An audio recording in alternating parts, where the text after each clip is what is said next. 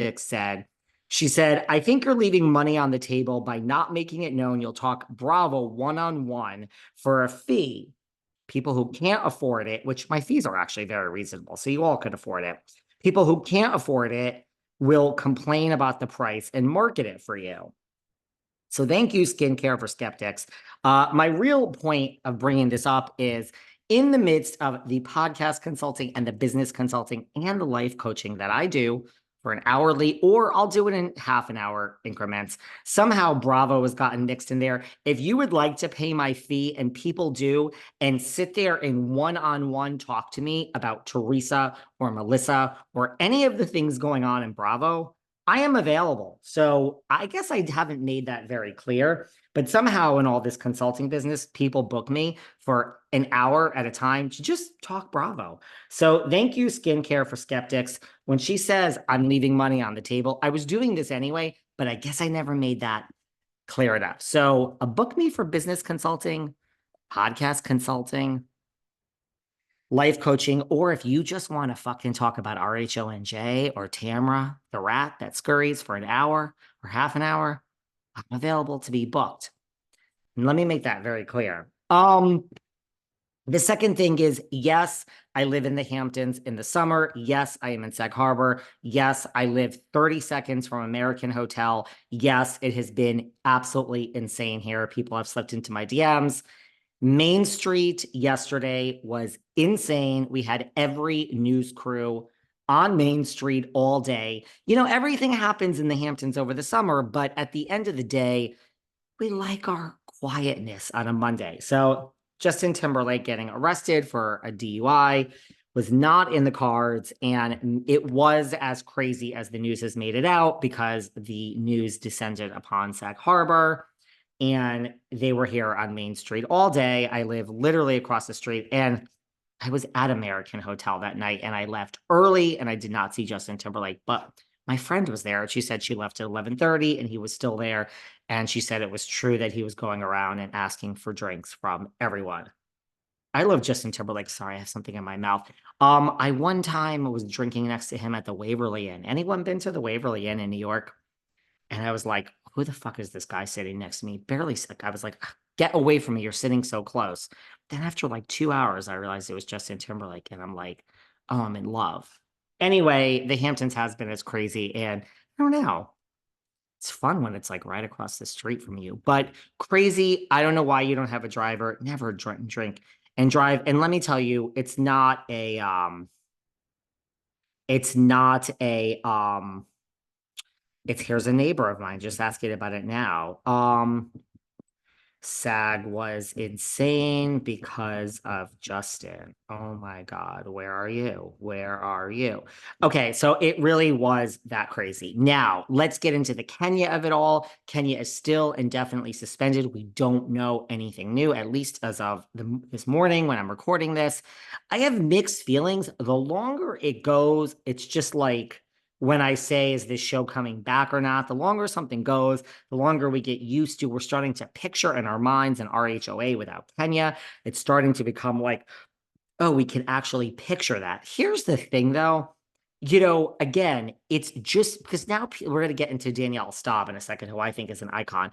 You know, I really feel all these examples that I'm seeing surface are just different than what she did. And again, I just don't give credit to the network. I don't think they cared about anything when they got rid of Jax or Kristen or Stassi. I think it's just when there's exposure, there wasn't exposure that time, but God, they would have looked bad, quote unquote.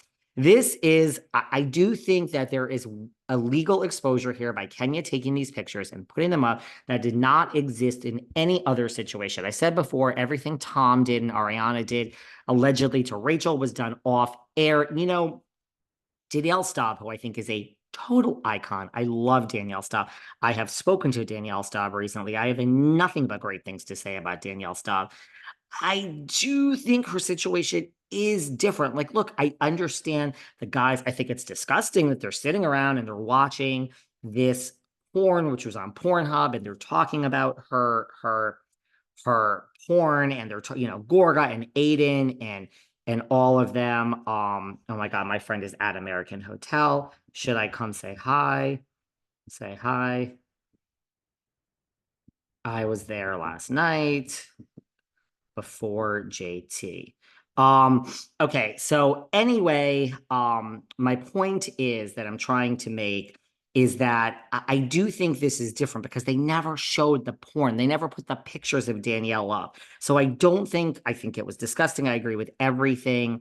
Um, that she was saying. I agree with everything that Danielle was saying. It was disgusting, but I still think it's different. And I don't think the network is all of a sudden having a moment. I think that it is, I think that it is like, is this liability now? Do you know what I'm saying? Like, is this now exposing the network to stuff? Is Brittany going to go after them? I mean, there were naked pictures, allegedly. So I don't think that they have a conscience. I just think that there's legal exposure, and therefore it's not looking good for Kenya. But here's the thing. If we were going to definitely fire Kenya, we would have already fired her. Yeah, we're conducting an investigation. I think they don't want to let her go. I think it's just like when they say the verdict comes right back and, it comes right back and then it's clearly guilty or it's clearly not guilty. When we're not sure what we're going to do, it takes longer. So I actually think the longer this goes on, although we are picturing an RHOA that is that is that is going on without Kenya, I was starting to picture it. I think that the longer this takes, I actually think that it's better for her. I'll be honest. Don't think any of these other situations are the exact same as with Kenya, and I don't think it looks great, but I think the longer it goes, it only helps her case. Now I got to get into Vinivia with Louie and Teresa. People slip into my DMs with so much stuff, and I ignore so much of it because I don't like to jump on like this one did something bad or that one did something bad. I like to sit back for a minute and wait for a story to maybe build. This has been going on for weeks and weeks. People have been slipping, I think even more than a month, this and that. And I'm like, first of all, I've been too busy to sit down and go through all these things regarding Louie. But it has now, grown, and I think I need to address this whole situation with Vinivia and Louie.